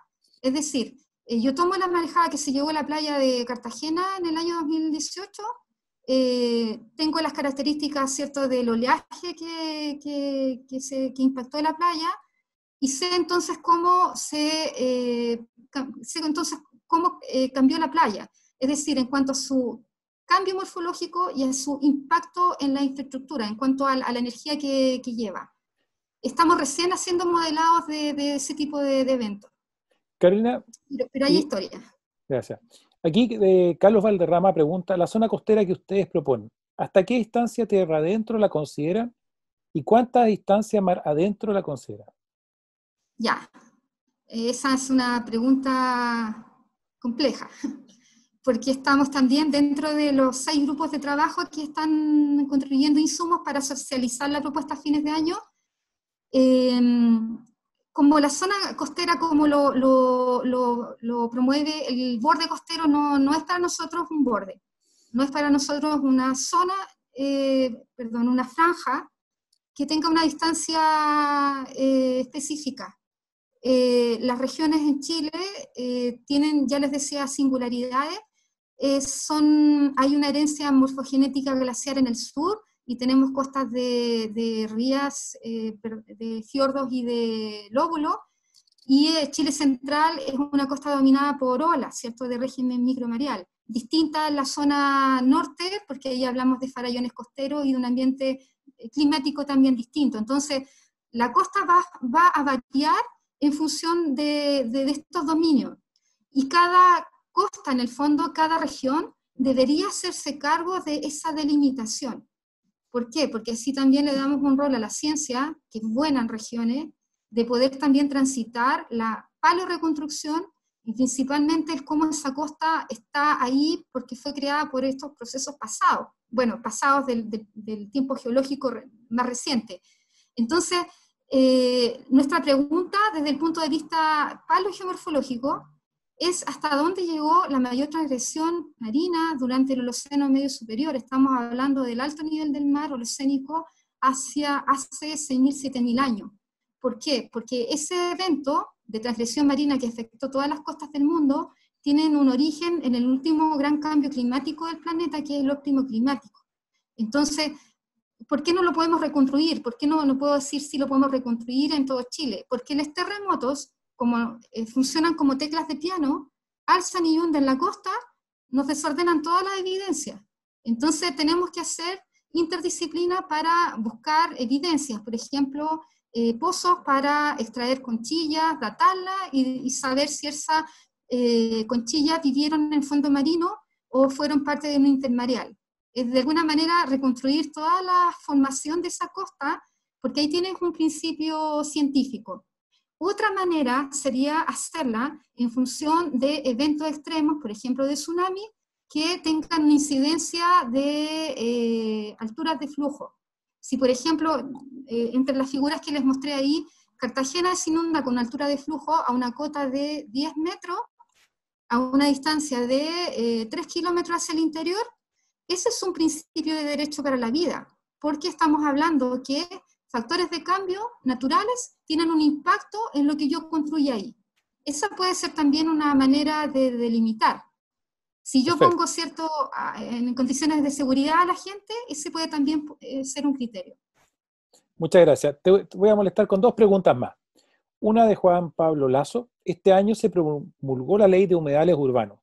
¿Considera usted que esta es un aporte en la línea de la problemática que se plantea? Sí, totalmente un aporte. Y además hay que considerar que la Ley de Humedales Urbanos se creó bajo el empuje de la comunidad, principalmente porque la gente de las comunidades de Valdivia ya estaban aburridos que se les rellenaran sus humedales. Y además porque se perdía todo ese patrimonio y porque hay mucha flexibilidad en los rellenos que se hacen de los humedales. Empiezan los loteos, ¿cierto?, de a poquito, se seca el humedal, y bueno, hay que ver el caso de los muelles.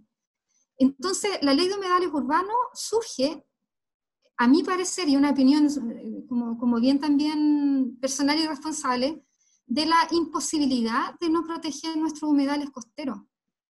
¿Por qué? Porque como ya están fragmentados y están asimilados a matrices urbanas, no queda otra cosa que considerar las áreas verdes. Y tienen una función a lo mejor ecosistémica importante, pero no tienen el nivel de biodiversidad y el de endemismo que tienen los humedales más pristinos, ¿cierto? De los que están en áreas más bien rurales. Entonces, como nosotros sabemos que esos humedales van creciendo a través del eje costero rápidamente, en 10 años más lo que es rural va a ser periurbano. Y vamos a tener que protegerlos con la ley de humedales urbanos, que me parece maravillosa en áreas sobre todo metropolitanas, y porque está súper amarrada también al instrumento de planificación territorial, pero ¿qué pasa con los que tienen alto endemismo? ¿Qué pasa con el Yali? Que siento sitio Ramsar, con todas las presiones que tiene. ¿Qué pasa en estos mismos humedales, los Molles? ¿Cómo los protegemos? Entonces, el desafío que hoy en día tenemos es proteger a estos humedales que están en áreas rurales, que no pueden protegerse con la ley de humedales urbanos, pero que sabemos que en 10 años más van a estar insertos o amenazados por crecimiento urbano. Mantagua es un ejemplo también.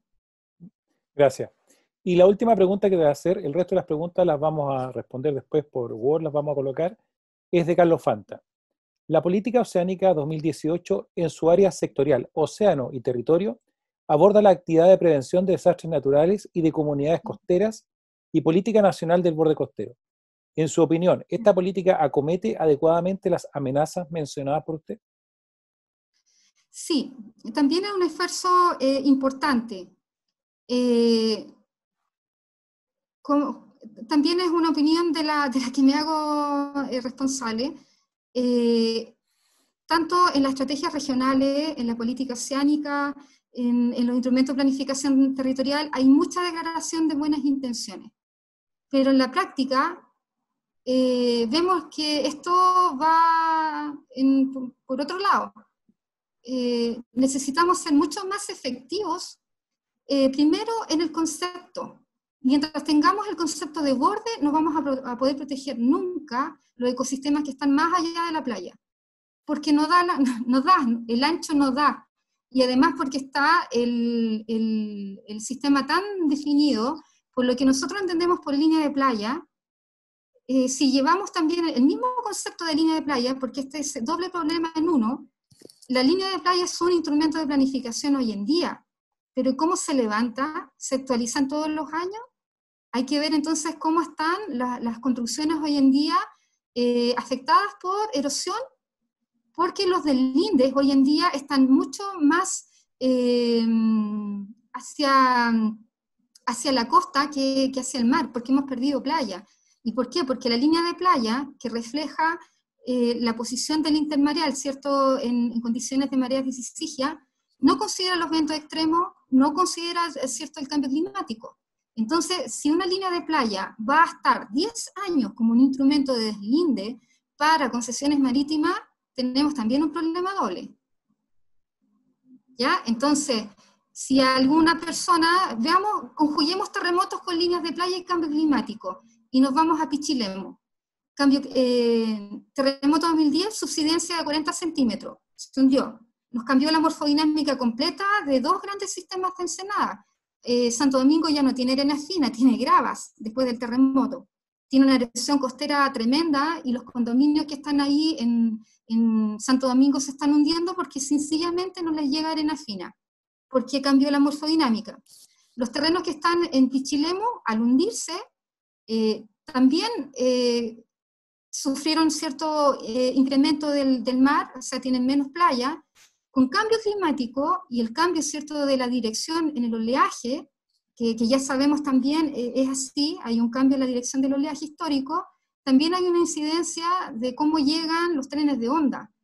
Si combinamos terremoto con cambio climático y con líneas de playa estática, lo más probable va a ser es que tengamos terrenos hundidos en el mar.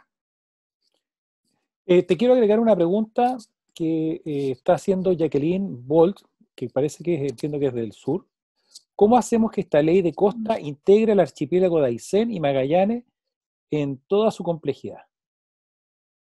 Sí, también es un desafío porque la ley de costas tiene que considerar la herencia morfogenética. Si es distinto en norte, centro y sur de Chile, en la Patagonia es prioritario que se puedan conservar los fiordos. Se puede hacer con un mismo criterio de palo reconstrucción, y generar un área mayor, buffer de protección, que de todas maneras va a ser mucho mayor que lo que podemos esperar como borde. Ahí hay que hacer una paleorreconstrucción, ¿cierto?, de los ambientes glaciares, de cómo se conformaron, ¿cierto?, estos viajes de las morrenas frontales y fueron construyendo estos valles hermosísimos que son los fiordos. Reconstruir esa herencia de la misma manera que vamos a reconstruir la herencia acá en la zona central. También recalco, hay ciencia para eso, hay investigaciones importantísimas en el sur de Chile que pueden contribuir también a hacer ese deslinde. ¿A qué voy? Todo lo que nosotros ganemos sobre borde costero, más allá de ese ancho de 200 metros, ya es importante, ya es relevante, porque estamos amarrados por la política nacional de uso del borde costero, que opera bajo el concepto de borde. Y el borde es una interpretación entonces jurídica, es una mala interpretación en realidad jurídica de un concepto científico. Ya. Y voy a abusar de tu tiempo porque Vania Ruiz pregunta, ¿esta iniciativa abarca todos los territorios con su ecosistema de comunidades? Muchas gracias por la presentación, profe. Sí, Vania, doctoranda de nuestro programa, está trabajando el sistema del YALI, y claro, ahí tiene una tremenda pega para mostrar cómo se ha ido deteriorando el sistema emblemático. Claro, considera el patrimonio tanto natural como cultural.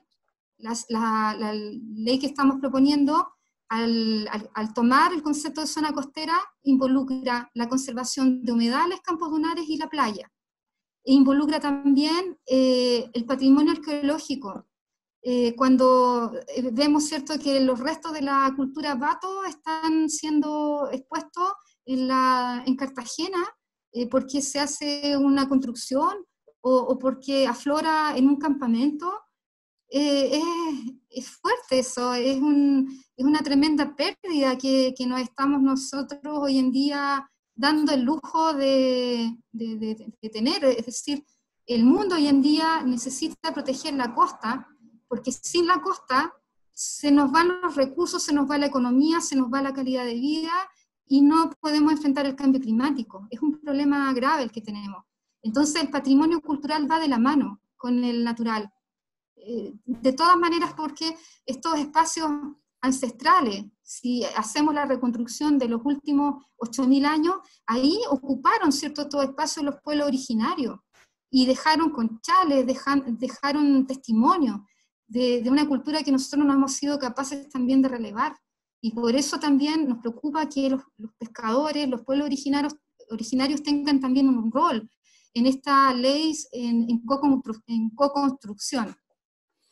Muchas gracias, Carolina. La verdad que hay una serie grande de felicitaciones por el tema.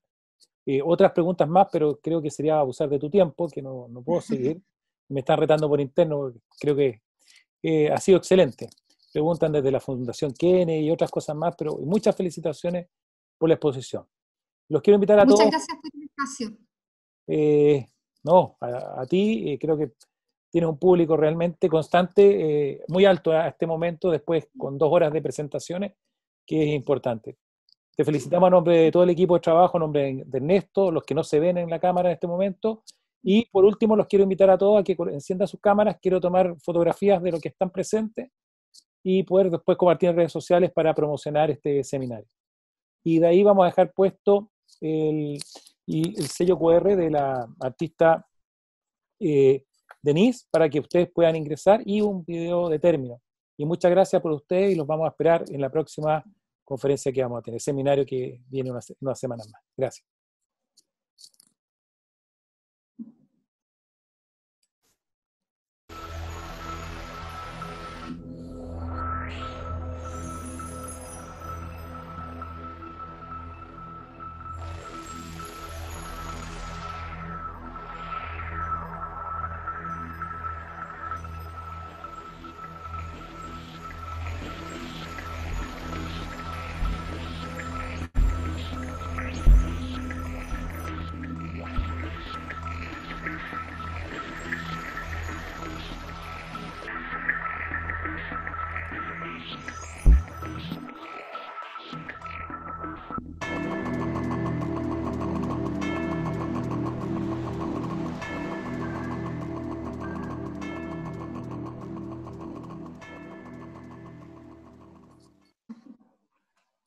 ahí tienen el QR para que puedan visitar aquí las obras de esta artista que es Denise Lira Ratinov. Nos vemos.